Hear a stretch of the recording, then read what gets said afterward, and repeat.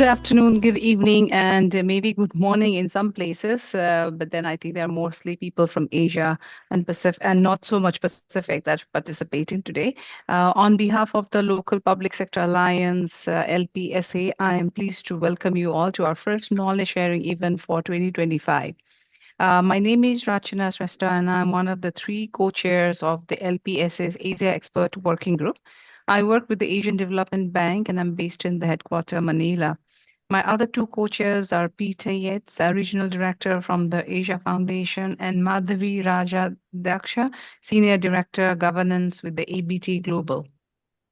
For today's knowledge sharing, we have Diana Torres, a regional governance advisor from UNDP, who will be sharing with us the reimagining urban governance in Asia and the Pacific. Diana leads the governance team in Asia and the Pacific, including its three pillars: inclusive and future smart public goods and services, democratic institutions and processes, inclusive public spheres, and integrated approaches to development. She also leads the anti-corruption and local governance service offer. She has over 15 years of experience at UNDP, working at the global, regional, and country levels, leading governance solutions to accelerate sustainable development. So we will have our program today. We'll have Diana share with us this reimagining urban governance in Asia. Then we also have Lee Kwang Bin, who is the coordinator of the Livable Hanoi. Mr. Bin is a development manager with 25 years experience in civic space, community building, and policy advocacy.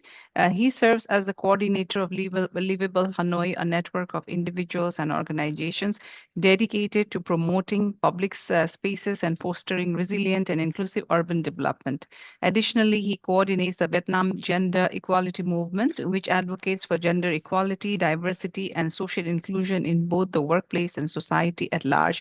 So we'll begin with Diana's presentation, followed by Mr. Ben's. Also, he will share with us a case from Hanoi, then followed by a question and answer. So without much ado, so maybe Peter and Madhavi, I just introduced myself to you. Maybe you may also want to say hello to everyone. So maybe very shortly, quickly, over to Peter and Madhavi. Thanks, Rajna. I'm not sure that Madhavi's been able to make it on yet, but yeah, thank you everyone for joining. These conversations are always really rich. We're really grateful to have two fantastic speakers today, so I think we should jump straight into that. So back to you, Rajna. Hi everyone, just to say hi, and it's the first event of 2025, so really happy to see everyone here and looking forward to our speakers. Thanks for joining. Thank you, Madhavi and Peter. Okay, Diana, over to you. Thank you so much, Rachana, Peter, and Madhavi. And good morning, good afternoon, good evening to everyone joining us from whatever you are joining us. It is really on behalf of UNDP a pleasure to be here and share a little bit about our thinking in the area and the space of urban governance. So thank you so much for the invitation. Allow me then to share a slide here with you.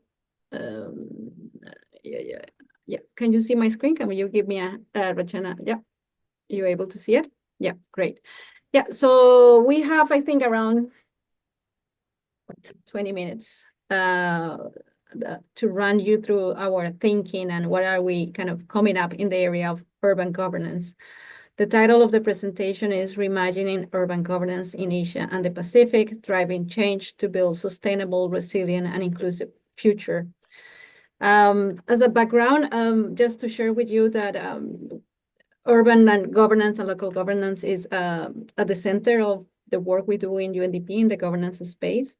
However, since last year and a couple of years, we have been trying to really have a sense making and gather insights of what's happening at the local level in the governance space. And we see a great opportunity and changes in the space of at the city level.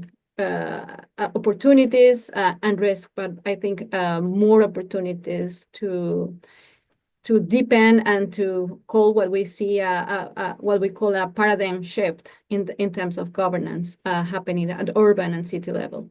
So that's why we decided to kind of really re-engage more deeper and conversations with city leaders, with stakeholders, local stakeholders, trying to unpack really what are the innovations and what are the shifts that, in terms of opportunities that we're seeing at the urban level.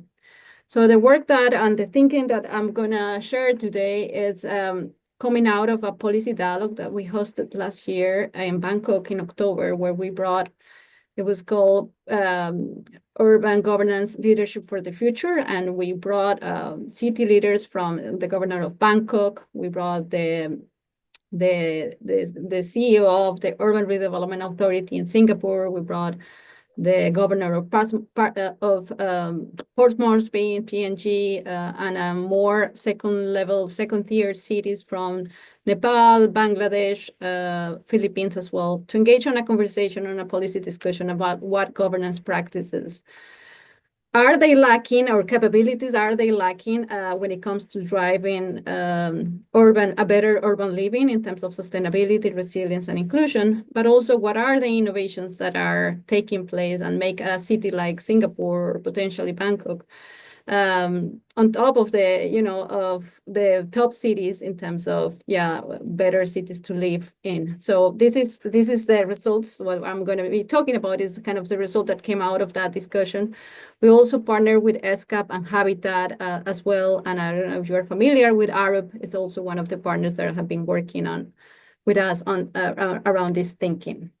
So before I start, just to share with you how do we kind of redefine, or what is the kind of this new governance paradigm that we are seeing emerging in cities? But this is also not only about Asia Pacific.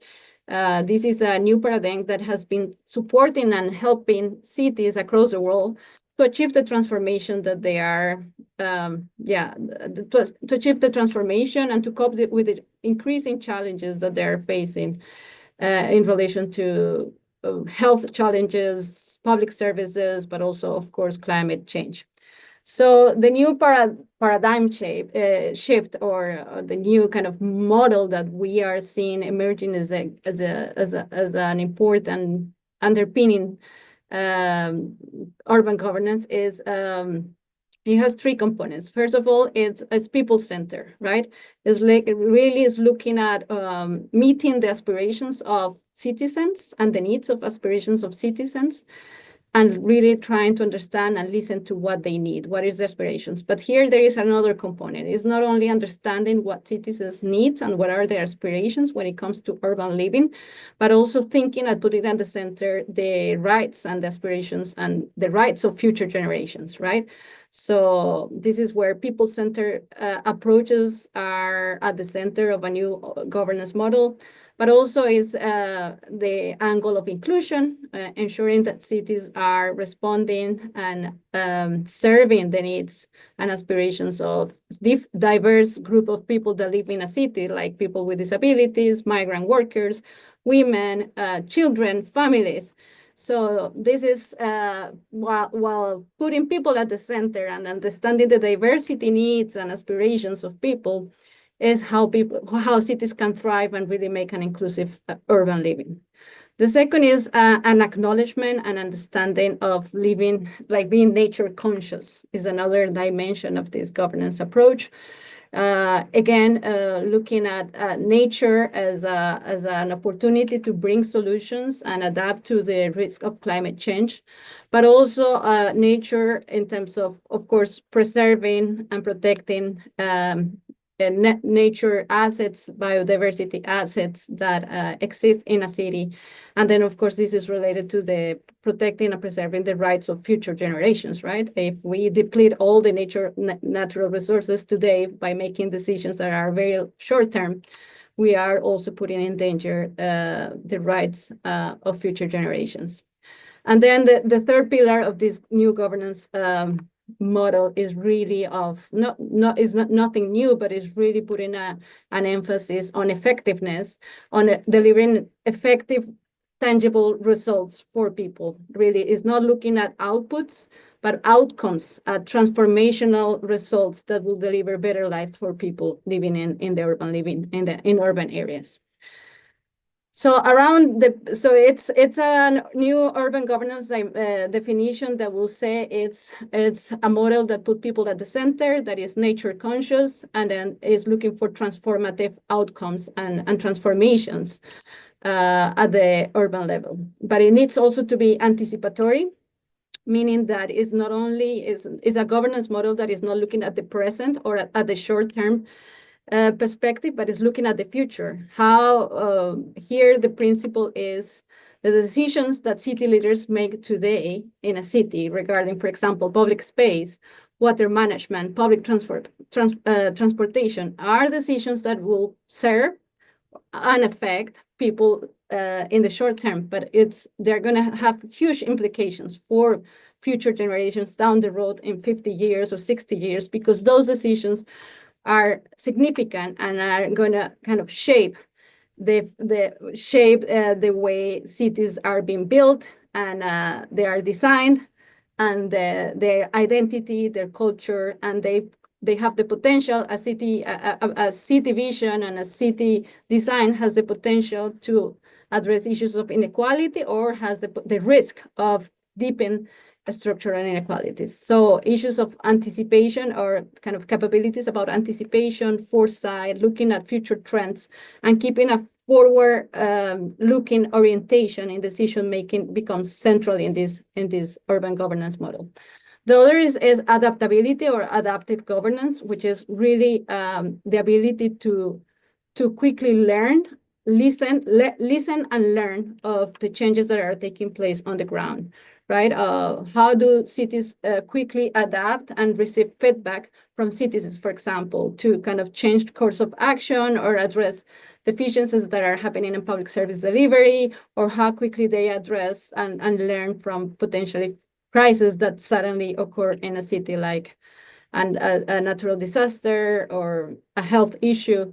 So really is the ability to adapt, to be adaptive, and to quickly do course correction, as we call it in UNDP. And then the third one is agility, which is related to adaptability, is really an urban governance model that is delivering timely and effective solutions, that is using digitalization, data, and is breaking down bureaucracy and red tape that actually sometimes it's hindering rapid decision making and really responding to the needs of people and nature, given the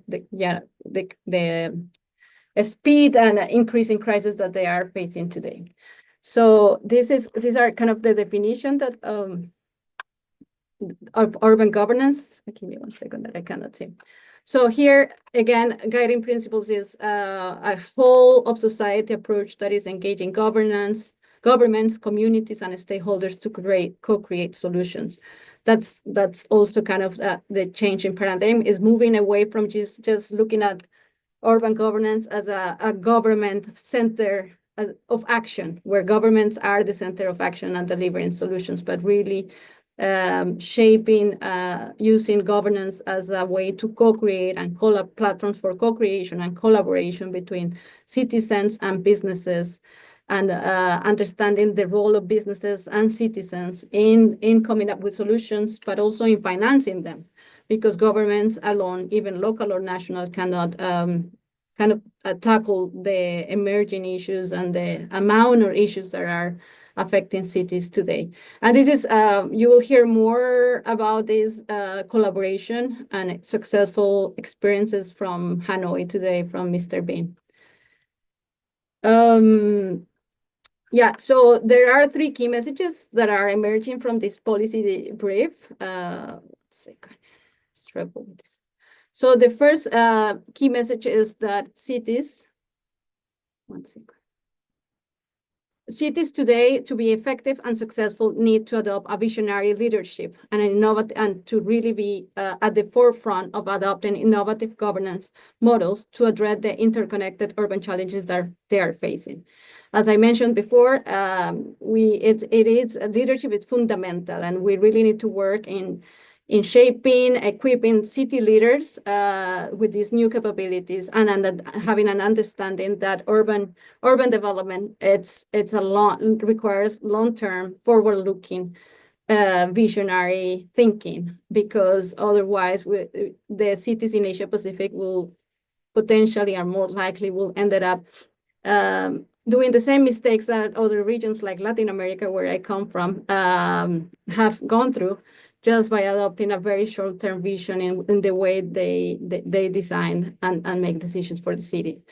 New government models that, as I already said, that need to be people-centered, adaptive, and anticipatory, are fundamental to build resilience and sustainability, to live, to integrate issues of sustainability, inclusions, and resilience. And then the importance of moving away from really silo and top-down decision-making. As it has been understood, it could be top-down from national making decisions that affect cities, but really shifting towards a more collaborative efforts where there is what we call multi-level governance, meaning that there is a more decentralized approach to decision-making, where local governments, city governments, in collaboration with national governments, citizens, and businesses are coming together to unpack, to understand, to create the vision of the future of the future of the city that they want, and to address and to identify solutions and co-create solutions for the challenges that they are facing. So why, having said that and set the framework of the conceptual framework where we are coming from, just kind of to outline some of the why cities, why the focus on cities, and why it's so important. I think it's, most of you know already, but Asia Pacific right now, a little bit more of the 50% of the population of the global of the world of the urban population is residing in Asia Pacific. The estimation is by 2050, 70% of the urban population in Asia Pacific will be living in an urban space. So basically, the trend is that since 2019. Asia Pacific has transitioned from being mostly a rural region to an urban region. So it is, and cities are not prepared, and city leaders and local leaders are not prepared and equipped to deal with these massive urbanization trends and processes that are happening in the region. So this is where we see there is a huge opportunity, and we are at the right time to really support cities to embark on this journey of understanding and developing and equipping them with the capabilities to think, to design cities that put at the center people, nature, and build resilience. The second, of course, you are also familiar with it, is that cities are at the center of environmental degradation. They are suffering from heat waves, air pollution, noise pollution. They are one of the major contributors to green gas emissions. So if we don't address the issues of climate change at the city level, things are not going to happen and change is not going to happen. So, but at the same time, cities are demonstrating that by collaborating with citizens and private sector, they are coming up with innovative ideas and solutions on how to address issues of climate change. And then we have lots of examples from the region, emerging from the region, around the use of nature-based solutions, for example, or issues around, putting at the center climate finance, working with the private sector, real estate, on green buildings. So there is a lot of innovations and opportunities really to address climate change at the city level, and supporting cities to address issues of environmental degradation and climate change. Then issues of governance. As I mentioned before, usually the traditional models are very top-down. Most of the cities don't have either the resources of the mandate to really address and design the cities of the future. They depend a lot on national governments, but also national resources. There is still a culture of silo approach within governments. They are not really looking at urban development in an integrated way, where they can come together around designing public space, public transportation, public infrastructure, for example, service delivery. And unless that integration happens, we'll continue seeing ineffective solutions or policies at the city level, but also potentially more discrimination and inequality if this is not happening in a more integrated way. And then, of course, there is an untapped potential of leveraging solutions and innovations that usually come from civil society and from private sector on how to address issues of public service delivery, issues of climate change, issues of economic development and empowerment. So also, I mean, just to say in terms of inequality and urban poverty, this is a region where over 600 million people live in informal settlements, facing severe inequalities in housing and services. So it's a region where urbanization is a mega trend, is happening, is going to become even more urbanized in the future. More people will be living in cities, and cities are simply not ready to kind of cope with these changes, with this massive of migration that will be coming to the urban space, and with the demand on public services and infrastructure that this will require. And unless we really help them and we innovate and put at the center governance and governance models that will help and enable them to bring resources and bring solutions, we're not gonna have many successful cities and great urban living in Asia Pacific. So in terms of in the policy paper, you will find some good practices and examples that are happening in the region, and some of them were the ones that we discussed in the policy dialogue.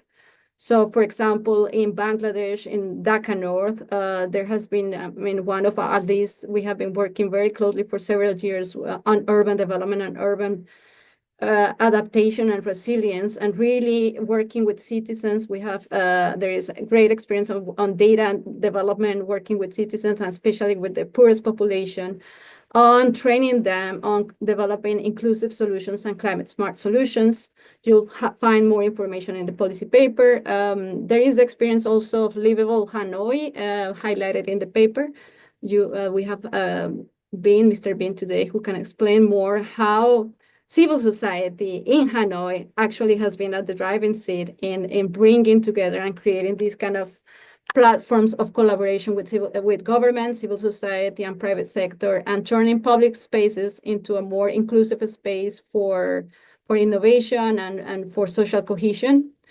We heard, and for example, Japan, the Yokohama city as well is doing great examples and innovations, and how collaborations with the private sector on decarbonizing Yokohama, the business center in Yokohama, and turning Yokohama into a net zero, driving Yokohama to a net zero city in 2050. And then, of course, we have examples from Bangkok and Nepal as well on how they are really changing the way they work and listen to citizens, and using digitalization and digital government to create platforms for feedback, where they get citizens' feedback on public services and service delivery, and they are increasing transparencies, effectiveness, and the trust with citizens by listening better citizens' needs. So you can get more information in the policy brief. I'm happy to kind of course, follow up after that. I'm almost coming to a conclusion. I think I went over time already. So yeah, coming back to how do we define governance models and the new urban governance attributes? Basically, future-ready governance.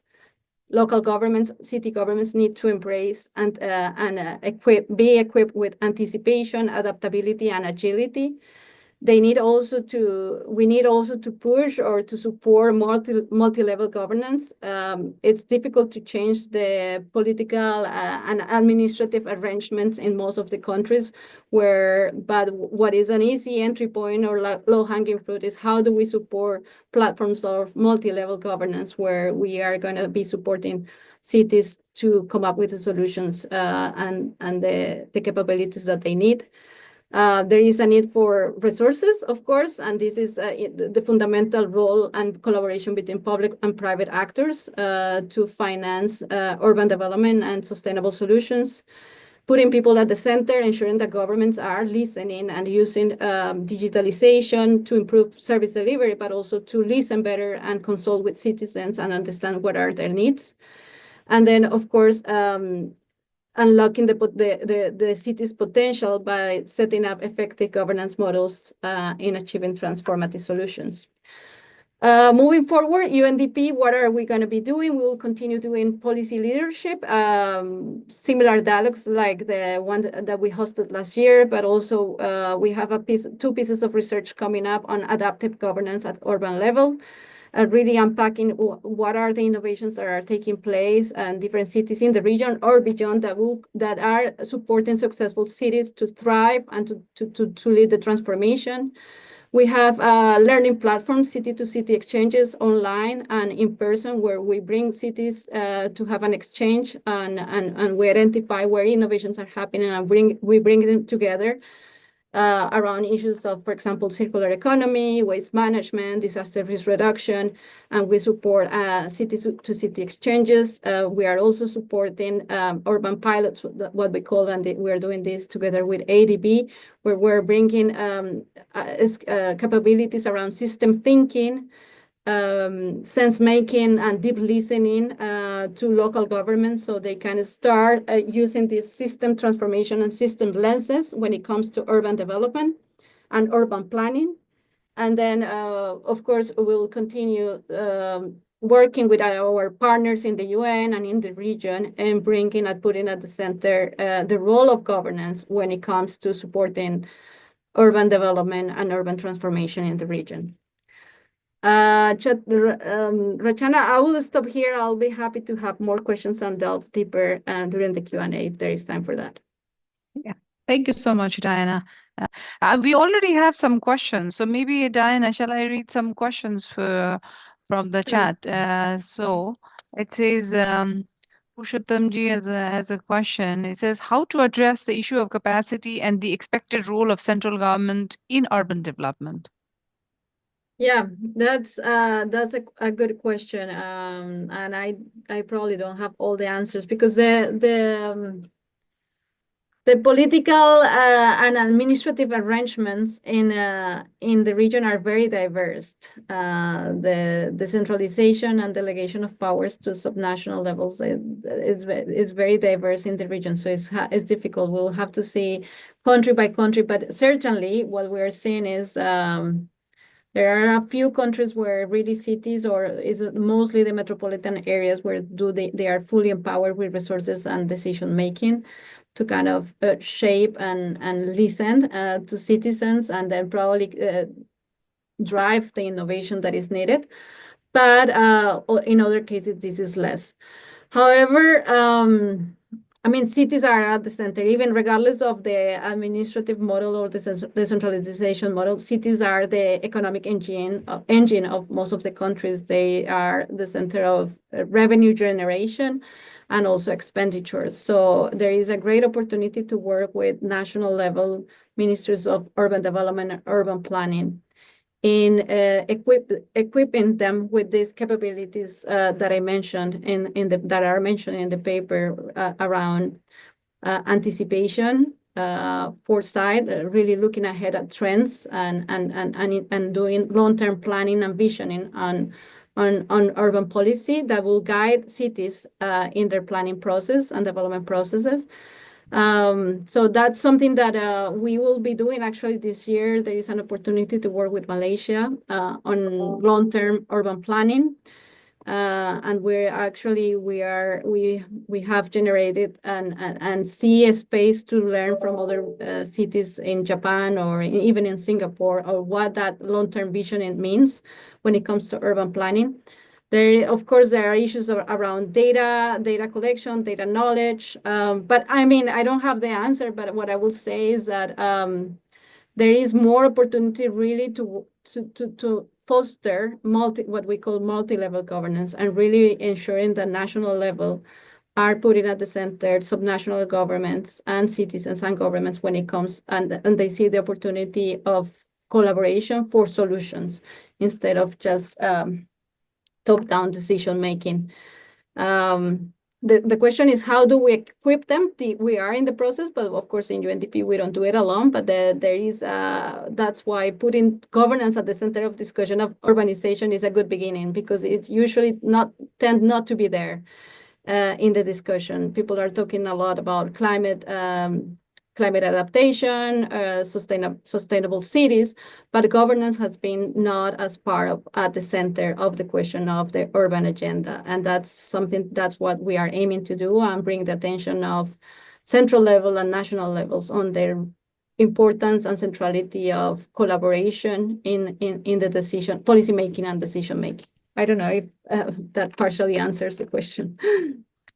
Thank you, Diana. I know it's like, addressing the capacity issues is always very challenging because it's not so technical and it's like so different in different places. So I think the diagnostic is always very important to understand the overall assessment. And I think I'm very excited about this new, the integrated solutions that we are working together on, which we'll share in the coming days with everybody as to how we are approaching the problems, not only from the capacity point of view, but also from the reform gaps and also the investment gaps, financing gaps, and then finding an integrated solution. So I think it's very interesting. Yes, let's very quickly move to our next speaker, Mr. Lê Quang Binh, coordinator of the Livable Hanoi. He will share with us the case study from Vietnam. Over to you, Mr. Binh. Good afternoon from Hanoi. Could you share my PowerPoint, please, Dimabana? I've actually shared the screen, but do you see the screen now or you don't see it? I see the You screen, but see it's the not. presentation? Yes, I see it, but No? it's not on full screen. Oh, okay. Not on full screen. How do I do that? Yes. Here. Wow, yes, we got it. Can you see? Yeah, yeah, That? I see it. I see it Okay. on the screen now, yeah. Okay. So then here, this is the screen, right? Okay, that's great. Thank you very much. So this project is like community-based initiative promoted by, initiated by Livable Hanoi. So basically, we work with like migrant workers, street vendors, outdoor workers, etc. in Hanoi, and we just like follow them, kind of like follow to where they live. And you know that because they are normally poor, they live like in the outer of the city. And actually in Hanoi, if you know already, we have it's a city by the river. And along the river bank, that area is poorer, less developed, and the rent is cheap. And it's also near the center of the city. It's just about like 1 or 2 kilometers to the city center. So that's why a lot of migrant workers live there because they can like pay lower rent and also closer to the market. So when we visited their house, we just discovered that there's a huge area that you can see on the 2 small photo on the right, that with a lot of tree. And on the map, the green and the red area is where the project like work. And under the tree, just come back 1 slide, please. There. So you go one slide ahead. Next slide, please. Yeah, so this one. So under the tree, there's a lot of trucks. And that area was kind of like abandoned for decades. And the government tries to do a lot of campaigns to clean it. But whenever the campaign finish, people throw trash again. Because according to them, it's just like the abandoned land, nobody like manage that. So people just throw trash. And you can see that a lot of plastic trash, construction trash, and people have to collect trash and to burn it down because there's like system in this area. So this is like the before the project started in 2021. And next slide, please. And then Livable Hanoi, we work with like community and local authority. We try to convince that in order to clean this area, we have to transform the space. And we need to create kind of like playgrounds for the local community. Because only when the local community owns the space, use the space, they will manage the space. So when the space belongs to them, whoever through the trust, for example, they will stop it. They will find the ways to really like clean that. So that kind of like the principle behind our project. We have to engage the community from the beginning. We have to make them own the space, and then they can manage that. So this kind of like the photo after the project completed in the first like stage. Next slide, please.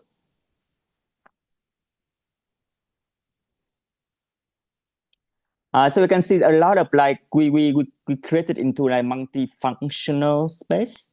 We have like space for kids. We have space for adult. We have space for children. We have space for youth, etc., etc. With different function that respond to different needs of the community. So you can see some photo of like the community activity after the completion of the projects. Next, please. So some key results after the Live Hanoi started these projects. The first thing it lost again, right? The first thing we transformed like the brownfield of about 20,000 square meter in an inclusive public space. And that really like transforms the living condition of the local community. And the second response, it generate a lot of like lesson and like good lesson for not only civil society organizations but also local authority how to engage the community into the public space of the city in how to improve like the living condition of the local community. And the third key reason, we really open opportunity for organizations like us, like civil society, to engage in advocating for inclusive and resilient urban design and planning. We have some lesson. So you can see that like we transform like the brownfield into like green and inclusive space. So we could do that in Hanoi. It's quite, for us, we are very proud and amazed because we could work with local government with the government. So we withdraw some lesson that really is useful for us in Hanoi, but it might be also useful for you. So from the beginning, we really like engage all resident into the design of the public space. You can see in the photo, we consulted kids like what they want to have in their playground. For example, we consulted like women about their needs. We also invited people with disability to see what is the design in the public space so they can use and access that, for example. And that's very important because at the beginning, the local community was very cautious about us because they didn't think that one non-state organization could do anything good for them, for example. And actually, they have asked like the government, local government to do many times already, but no, nothing changed, for example. That's why at the beginning, they were very suspicious. They thought that we are represent the interest of private company and want to grab the land for some commercial purpose, for example. So from the beginning we engage them into the design to make sure that the space like really responds to their needs. Next slide, please. And the second lesson, we think that we need to give communities ownership of the public space. From the beginning, we really want them to decide like the purpose, the implementation, and even like the monitor of the project implementation. Because we know that if they don't own the space, they would not protect it. And if anything happened to the space, like the tree die, nobody care, for example. Some tips of the facility, nobody care, for example. So that's why we ensure that they have to manage the space. And actually, we have a Zalo. Zalo is popular app in Vietnam, a group about 80 people. They come together on the Zalo group and they discuss and update everything about the public space. Something happened, they discard and register on that. So the ownership of the community very important. You can see that on the photo. People just like organize the work by themselves, not by us, but by themselves. Next slide, please. And we think that we could do that because we were very transparent from the beginning about the purpose of the projects, and of course also their participation from the beginning to decide about the function, the purpose of the public space. So this transparency is important for the community engagement, but also important for the government to support it. Because in Vietnam, you might know that there's a lot of suspicion about civil society, human rights, or social movement, something like that. So if we are not transparent about what we're doing, what is the purpose, for example, it's hard to get the government support too. So that also the lesson maybe quite important for Hanoi and Vietnam. Next slide, please. And the last one, we really want to promote collaborative and approach. Like Diana said, the whole society approach. So we not only work with the local government, but also we engage with the business sectors. And actually, companies, they start invested in this public space because the whole area, there were about something like 36 hectare space of opportunity. So when we started the project, we set up an example, and quite a number of companies start to put money in, transform further the project. So that's, we just create a kind of platform. People will come in and people can put resort. But the important is how to start that. So because of the time, so I think I just briefly introduce about this initiative, and just to echo with Daila message about the principle of inclusive and resilient management, but how it reflect in a real grassroots community-based project in Hanoi. And if you have any question, I'm happy to discuss about that. Right. Thank you so much, Mr. Pin. Yes, now we are through the presentations. We can open the floor. If you have any questions, you can raise your hand and speak up, or you can type your question in the chat or question and answer. There's no question and answer button. Okay, there's a chat button. But actually, to make it more interactive, you can just unmute yourself and speak. Is that a function available, Lima? That one can unmute and speak? Yes, they should be able to. Okay. All right. Okay. I don't know if there are any. Deanna, I had a question for you, Deanna. I was wondering, with your articulation of the new urban, what is new urban governance, how much it's a reflection of it, whether it's sort of an aggregation of different components that you're seeing across different cities, or whether it's really an articulation of some particular leading cities that you see as sort of shining lights and leading the way, or whether it's sort of an articulation of aspiration, right, around what cities need to do to confront the challenges and opportunities that come through, what combination or what, makes up sort of how you've articulated that. Yeah, thank you, Peter, for the question. I'm sorry, Rachan, I jumped in immediately. Good.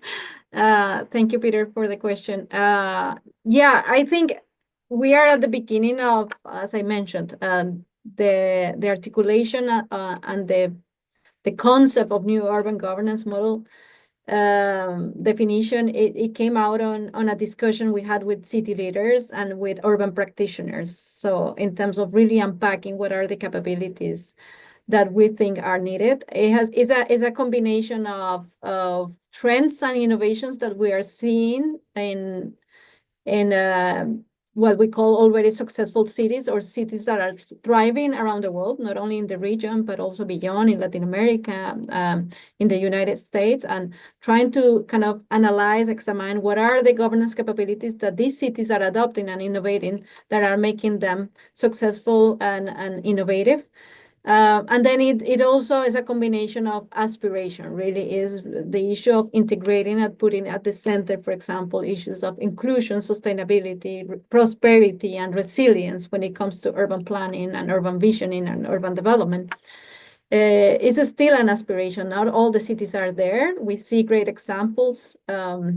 I think from the policy dialogue we had in October, Singapore was, of course, because of different reasons, and it's not easy experience to kind of extrapolate to other cities and countries in the region. But of course, Singapore is one of the great examples ahead of the curve, where they are really, since the last 10 years, doing a long-term visioning, foresight, anticipation on how do they want Singapore as a city to evolve, how it will manage its land assets, and how they are going to integrate and live in more harmony with nature, and driving an effective government that is delivering services, and as well trying to ensure a cohesive society.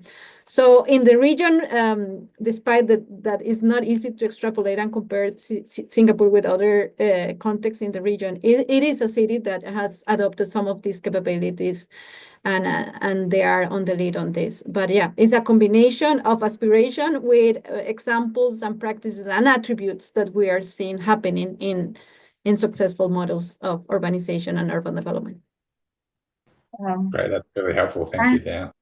There are many questions, so okay, I'll read the questions to you.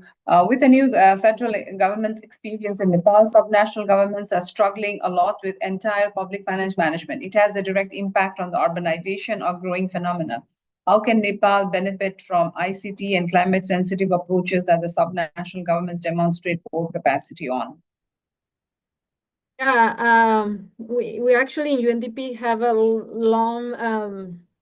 a very strong project on federalism actually happening and supporting, right, a strengthening of federal government and local governments in terms of their governance functions. But yeah, I think still more work needs to be done in terms of, there are good experiences happening actually in terms of how governments are adopting digitalization, for example, to improve citizen feedback, to improve transparency. We heard experience in Dangari in the border, Nepal and India. The mayor there is a mayor independent. He doesn't come from any political party, and he has been driving, as I understand, some of these innovations around climate adaptation, using digitalization to strengthen transparency, accountability, and citizen feedback in the city's governance structure. So there are already experiences, but still, I think that's exactly the point that we want to make across, but while putting governance at the center of the urban agenda. I think there is an opportunity to strengthen urbanization and urban development if we pay special attention of what are the governance mechanisms, what are the governance challenges, risks, and deficiencies that cities have in order to enable them to drive the urban transformation that we are asking for them. I think this is exactly the point we want to make. There is still more that we can do. One way to support mayors that want to be on the lead is giving them visibility. And also the second option is also city-to-city exchanges, where we can bring together and pair them, successful cities, successful leaders, visionary leaders, with those that are with an aspiration to learn, to adopt, to kind of embark on this journey of transformation. So more to do, but that's exactly the point of bringing governance at the center of urban development, really to support cities and city leaders on the journey. Again, just more questions on Nepal. What could be the ways to enhance the capacity of, this is not specific to Nepal though, sorry. What could be the ways to enhance the capacity of municipal leaderships to explore avenues on NUG, the new urban governance? It would be great to get more insights and collaborative efforts. Yeah, so this year, as part of our work on urban governance, we are together with Arab ESCAP and Habitat. We have a research project, really kind of and this gives me the opportunity to make an announcement. In the next couple of weeks, we're going to roll out a survey for urban practitioners, local governance practitioners, and city leaders, kind of to really understand what are the urban modalities, practices, and innovations that are taking place in their cities. This is as part of a research effort that we have on really to examine and study governance trends and challenges in the region when it comes at the city level. And then in the research process, we are also identifying good practices and case studies that we can unpack and learn from there, and then generate and then inform capacity development programs for city leaders. There are regional platforms that are led by ESCA, by UCLG, by CityNet. There are already a lot of city-to-city networks and platforms that we can utilize. But what we need at the moment is more knowledge and more evidence and case studies that will help us unpack and understand exactly what is it that it can, what are the elements and the attributes that can lead a city and an urban leader to drive a successful transformation. I have a raised hand here. I saw that Placide Neo Dusenga has a raised hand. Yes, you can actually unmute yourself and speak. Yeah, thank you very much. First of all, I appreciate the presentation. I really thank the presenter for the nice presentation. I hope you are hearing me. I hear you. Yes, we do. Okay, now I want to bring in an aspect of collaboration between the different stakeholders. How do we engage different stakeholders, or how different stakeholders, including development partners, civil society organizations, private sector, and citizen also, and as well as government institutions, how they cooperate.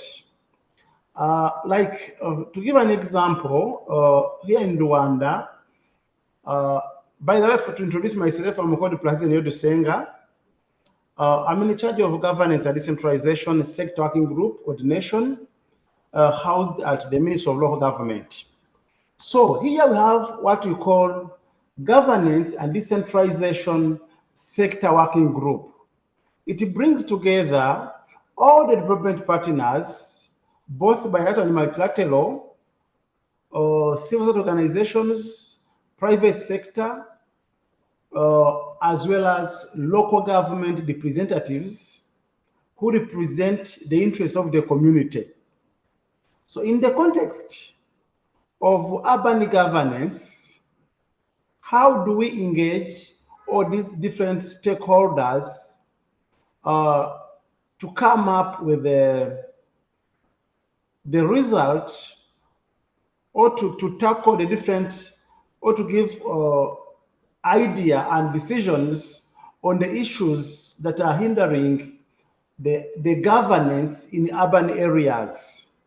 That's why I was asking if it is possible to benchmark on some advanced countries that have at least moved ahead in terms of decentralization, like Rwanda. At least I'm not saying Rwanda because I'm in Rwanda, but Rwanda has moved ahead in the decentralization, specifically in terms of citizen participation, decentralized entities, whereby we have all the ideas are from bottom up, and when it comes to planning, especially in urban planning, all the ideas are from bottom up.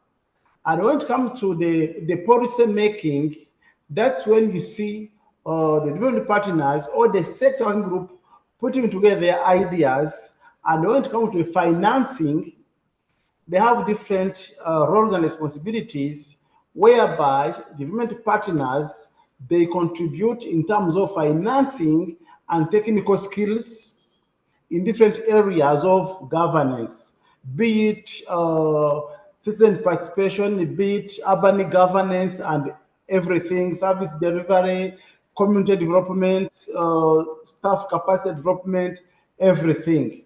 Then the civil society organizations, they are responsible for advocacy. Now, having put in place policy, they go back to the field, they go back in the community, ensuring that now we have put in place this policy, be it any governance policy that being implemented in the community. Now, where do we have gap? Does the government implementing or playing its role in the implementation of this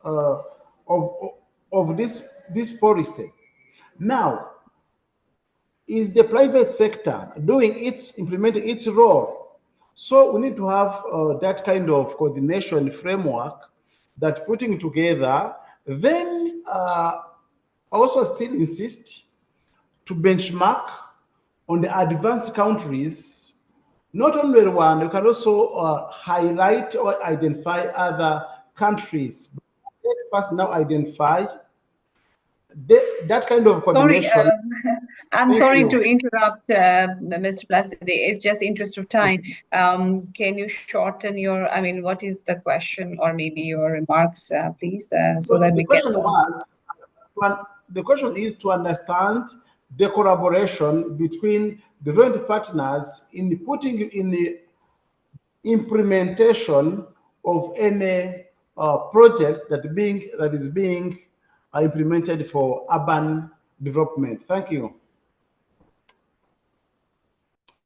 Lina, I mean, maybe there are lots of things to note of. Maybe, I mean, if you have any short response or something, you are on mute. Yeah, I mean, yeah, that's an interesting question, and there are many ways to go around it. I mean, that's where the role of leadership is so important, really, to make that collaboration across different sectors. You really need committed leadership. And committed leadership that understand that it's by putting transparency and collaboration at the center, collaboration with private and civil society at the center of governance and their management of the city is fundamental to create a trust. To create trust with citizens and private sector, and then collaborate and decide to collaborate on a specific issue together. We in UNDP are using what we call portfolio approaches to create that platform that support a collaborative decision-making with private sector, governments, and civil society. And it's a kind of it's a different topic conversation that we can have when we talk about our UN initiative in ADB. But basically what we are supporting is a platform approach where we bring evidence, we bring data, we bring with concrete issues, and we have committed leaders to understand together, listen to citizens, listen to private sector, and to understand together what are the issues that are hindering and affecting people regarding, could be waste management, public transportation, air pollution, whatever issue is. So we are helping to have this discussion, conversation, and listening based on using data and information that will help to have more informed decision-making and collaboration. And then it's in these platforms where not only issues are being discussed, but then solutions are co-created. But then this is what we mean about collaborative approaches. It means that there needs to be a space for mechanisms for collaboration, co-creation of solutions. And this is the best way where citizens, governments, and businesses can trust each other and identify that they are not just the stakeholders holding accountable and attacking each other, but it's a more collaborative partnership where all of them can come together. And I think the example that Ben gave it's quite good in that sense of how do we can transform governance from and the view that governments have of citizens and private sector as kind of opponents or an alien actor, and in terms of seeing them as collaborators in the decision making and solution making. Can I jump in quickly? Yes. Yeah. So for us in Hanoi, we see it at two levels. For my project, very much about like neighborhood level collaboration. So the first thing very much about like what is the pain points of the government. So kind of like environmental management is the function of the government. So when we start this project, they see the benefit. Like, okay, if the project succeeds, it's also like their success. So they can also claim that they support like environmental protection and trust management and public space, etc. So basically, benefits like of the government in like involving in the project, for example, and the community is the same. It's their benefits like of the projects they will and they even contribute. Some now project like donated $5,000 to buy more facility for their kids because they see like the values of the playground for their kids. So this kind of like benefit the community, address the pain point of the government. So it's easier for them to join hands. And for the business, for this small project, it's more something like Sierra, like giving back to community spirit. So that's really like the motivation of the business to join hand with government and community and civil society in promoting this kind of neighborhood improvement. So I think it's very much context specific. Country different from the country and city different from the city, but how to find like the aligned interest and aligned purpose of different stakeholders.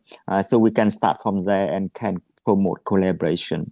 For the bigger projects, you of course need another mechanism. I'm involving in the TOD, transit-oriented development, in Hanoi, for example. And of course, the government really want to address the issues of public transport, like traffic jam and everything. So they really want to develop like TOD. Engage the private sector in the TOD, transit-oriented development project, for example. So government have to need like develop different like mechanism. For example, like land value capture, so that gives some benefits to the company, or PPP, like investment mechanisms that the company or the private sector have some benefit, or some project like social housing, for example, what is kind of like the regulation about land use right, for example, investment incentive, so that the company like can engage. So I think depend very much on like the scale of the project, the context. I try to find like the commonality of like benefit different stakeholders there, so that we can really like based on that to develop like collaboration. Thank you, Ben. There's a question, Diana. I think Nepal's emerging cities can learn important lessons for engaging local communities in the urban governance practices, from the planning to actual implementation. Being honest and accountable to the community is equally crucial. I think there's no question, but good comment, I agree. And again, also, he's saying that emerging cities of Nepal like Dhulikhel and Bidur have demonstrated some innovative practices in water governance through user group approaches. I think we can draw some parallels between Hanoi experience and of these two cities. I think so. Just now the last question is, thank you for the presentation. Why do some organizations advocate for decentralization, but when it suits them, revert to centralization? For example, even though secondary education is under the responsibilities of local bodies, soft loans or grants assistance is often handled directly by ministries with contracts signed without the local body's input or written consent, or even in the annexes. Diana, would you like to take that up? Yeah, no, no, my only reflection is that's what we need, really more research and data and information if we really want to advocate for policy changes.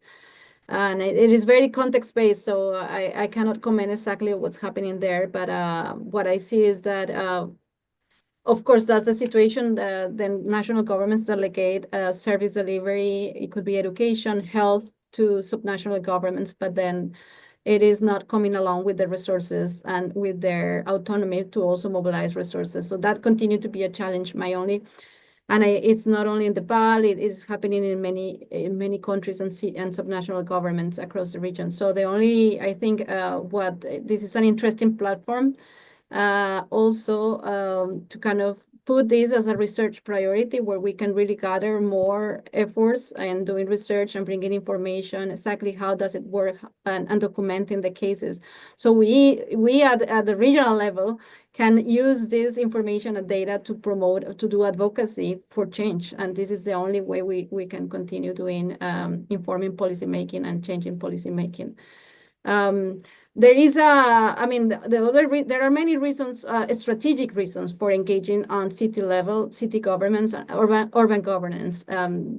First of all, when you have usually mayors, when they succeed and manage to demonstrate results in terms of delivering an urban vision and meeting people's expectations, they are easily, and when they have the vision and they are really listening, they do have the opportunity to jump into the national level. So when you are engaged and start working with local leaders and city leaders that are listening and engaged, you are actually changing and equipping the future leaders of your nation that probably at some point will be leading that at national level. Second, there is enough evidence showing how city-to-city learning, innovation, and competition helps to drive change. When one city in one region, in one country is showing changes and success, then there is eagerness from other cities in the same country or in the region to really learn what's the success of others. So there is so much opportunity to really to generate these city-to-city exchanges, because if we want to see change on how governance, on inclusion, on resilience, on adaptability, on sustainability, but also on transparency and accountability, it is super important that we make it visible, successful cases, and make the connections so we can change, support that city-to-city exchange and learning process, that it really leads to more kind of scale-up transformation. I think it's related as the last comment of questions. Given recent global trends where strong leaders and central authority are increasingly preferred, how does this align with the concept of decentralization? I think you have covered that, I think. Or would you like to add anything more on that one, Diana or Ben? No, nothing from me. Yeah, I think decentralization is always like an interesting topic, centralization versus decentralization.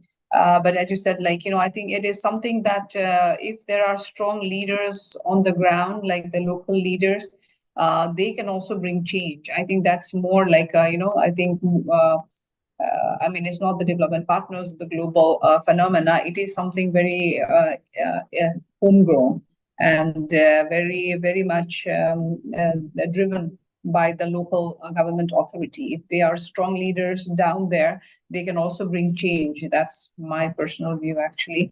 I know it's like a lot of things will still be very much handled at the central level, like as mentioned earlier about the loans and grant assistance, because when it comes to loans, the central government has to be involved. There are exchange rates, there are, the proper documentations of the loans and all. So the central government's role will always be there. But then, yes, the local government should also be involved in terms of where should these loans be directed and all. So yes, there's a lot of collaborations required between central and local government level, and that remains a challenge in my view. So I know we have run over the time, but then there were a lot of questions that we wanted to go through. So no other questions. And now that our time is also over, I just would like to thank you so much, Diana, for your time and for the insights. And Mr. Ben, thank you so much. Vietnam is always interesting, and I've been there. It's such a beautiful country also. And yes, the community engagements, as it's totally, it's very much important, because that community ownership, without that, it would be very difficult for a local government or central government to just dictate the development. So yeah, spot on there, I think. So thank you so much. And thank you to all the participants, because this is like the evening time in many parts in Southeast Asia, but still tuning in and listening to this, engaging. It's been very helpful. Thank you so much. Thanks again, so Diana. Thank you. Bye-bye. Send us your comments and feedback. Thank you. Bye-bye. Bye. Thank you, everyone. Bye.